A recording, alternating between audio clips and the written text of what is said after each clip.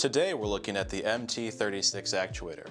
It is one of our pneumatic rack and pinion actuators, and this model is of the S4 variety, which means there are springs inside which will automatically close the actuator once we relieve air pressure.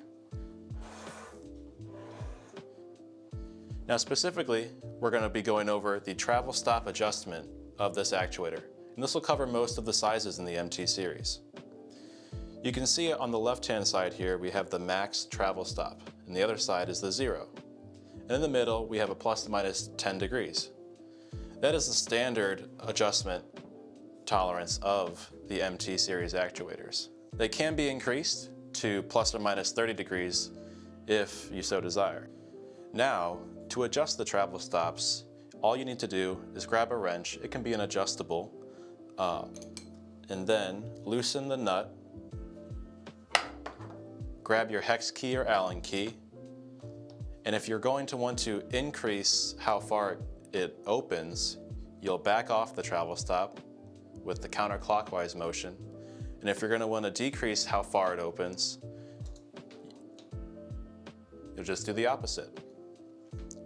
A similar thing applies to the 0 degree travel stop. Just loosen the hex nut.